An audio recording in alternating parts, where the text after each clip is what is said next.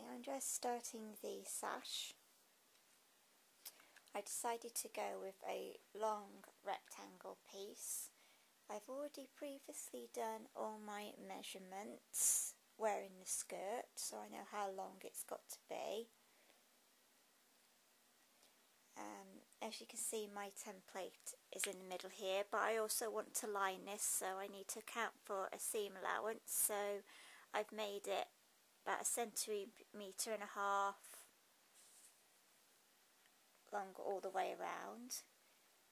I just about got it out the width of the fabric, so that's your width from there to there, so I was just lucky with that. Just moving on here to the buckle, what I've decided to do is a fake tie to make it try and sort of look like as close to the drawing I can, and the only way to do that is to make yourself basically an oblong round section. I'll go into more about it in a minute, but it will have a fake tie on the back of the buckle like that. And again, I've already done all my measurements and things in this practice run, so I know exactly how long I've got to be and how much seam allowance to account for, because everything's going to be lined. And here I have my lining fabric as well, so I'll just go ahead right now and cut myself my liner, which will be exactly the same as my pattern piece over there. Okay, I've now gone ahead and painted the pattern along the bottom of my sash.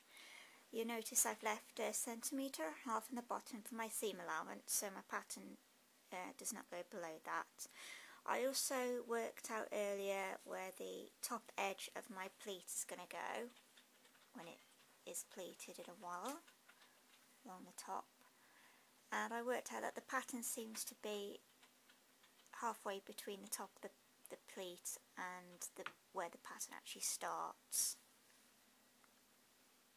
So next thing I'm going to do, oh sorry, before that I also hand painted the end. And the next thing I'm going to do is line my sash with a similar colour liner. This is a plain stiff cotton. Okay, I've now gone and lined my whole piece. As you can see, I've overlocked some of the sections through the overlocker to make a nice neat edge. Now the end I sewed across is the one where I've got my painted pattern on, and I've left the other side open, which is where I'm going to turn it inside out just now, and then iron my seams. Don't forget on your corners, when the end that you've actually sealed shut, to just clip into the corner.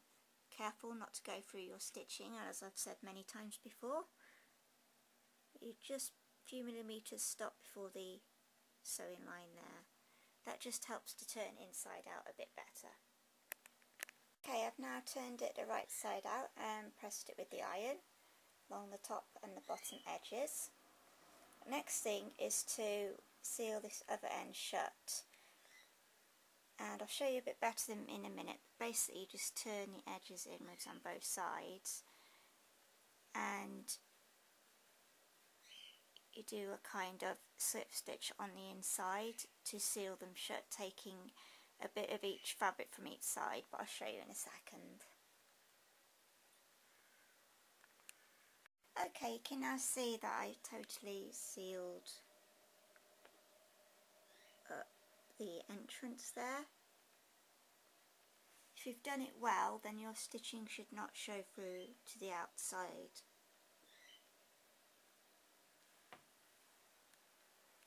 The next thing to do is the pleat, halfway up the sash. Now working on the pleat for the sash, my pleat just folds over, just over the halfway point up between the width of my sash. Towards the start, this is going to be sewn into the buckle at one end. I've actually narrowed it a bit further up so that it fits in the buckle a bit better, which I'll be doing in a moment. first of all, I found my crease line where it looks quite happy, and obviously I don't want the liner underneath showing, so it just slightly overlaps the bottom edge there. And what I've done is, well, I've got my crease line, I've put some pins just below my crease, and every now and then I'm just going to run some stitches in place to catch it, and then when it's done it will look like this. So every now and then there will just be a very slight gap, so literally just 2 or 3 inches between each one, roughly where I've put my pins. And when you do your stitches, you're just going through to the other side as well, so it holds it in place.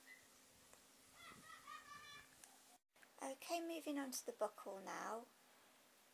I've already trialled this earlier, so I know exactly what my sizes are going to be. This is approximately 10 centimetres wide by 22 centimetres long. I've got a 1.5 centimetre seam allowance on both sides. So that's what I'm just doing now. I'm just putting my liner to my outer, like so. Then I'll just sew down there and sew down there, and then turn it inside out. Okay, moving on now to the fake tie piece that I'm going to have at the back of my buckle, like so. Just see it on my practice piece here. And this is the piece I'm doing now.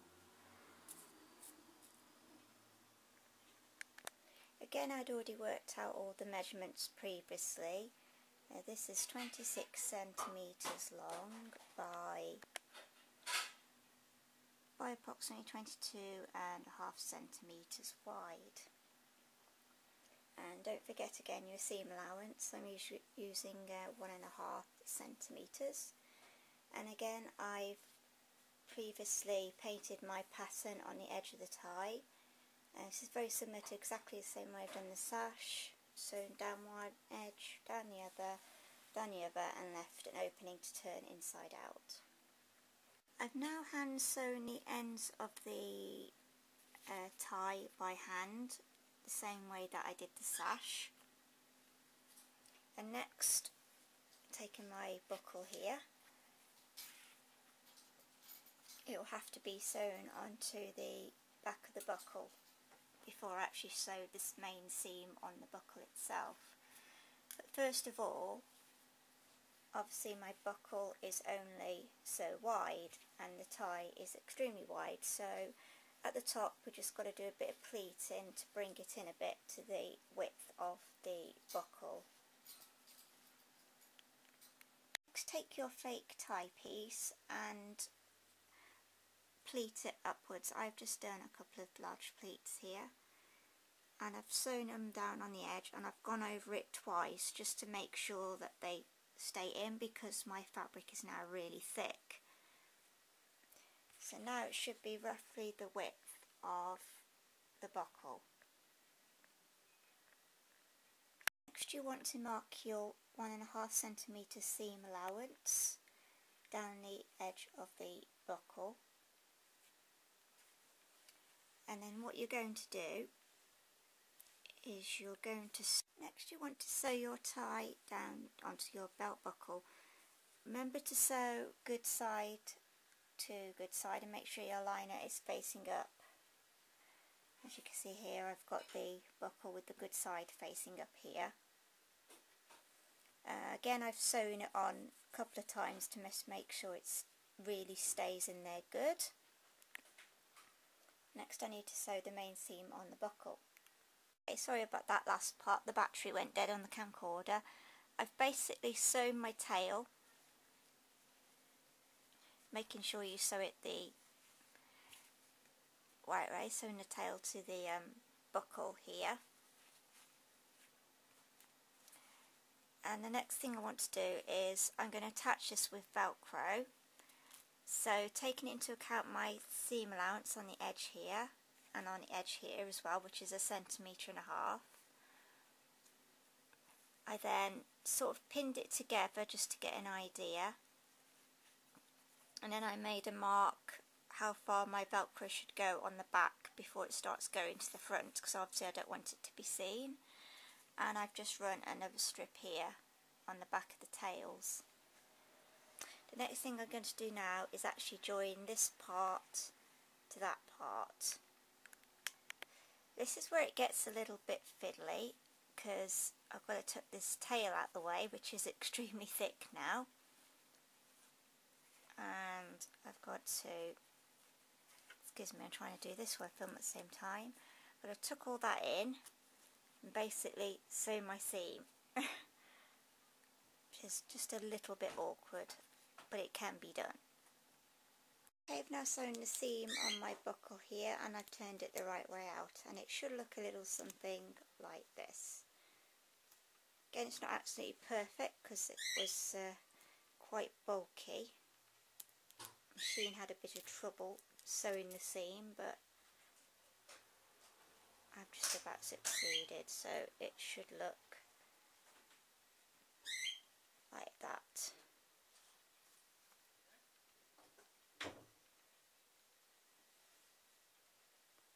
Okay, I had a slight change of plan along the way. I was going to sew this into the buckle on the back of the buckle, and then have the Velcro on the back, and that would go onto the skirt, and then I would pull the other sash through the buckle. But what I've decided to do instead is, sorry guys, is to put the Velcro fastening onto the other side instead, so it's not actually being Velcroed onto the skirt. So I actually tried the sash on and got my marks where to put my Velcro, making sure the sash was as tight as possible, and I also pulled this tie through while it was on me, wearing it over the skirt and everything, and I pulled it as tight as I could, and then I put some pins in to secure it, and I've actually sewn in places, just catch stitching it onto the liner of the belt all the way along, and I've done that down the other side as well. So now it just Velcros, excuse me, but you get the idea, it just Velcros onto that. And of course here we've got the, this is the fake tie that's just hanging off the back of the buckle. Now the only way I got around this was actually to put it on a slant, which is naturally how it wants to fall when it's on your body. If you try and put it round, you've got the issue again with straight lines around your hips, and the sash will stick out quite a lot on one side. So the only way I've got around it is to actually, now obviously it's on the dummy here, so it's not fitting quite as well as it would on me, is to put it there like so, on a slight lean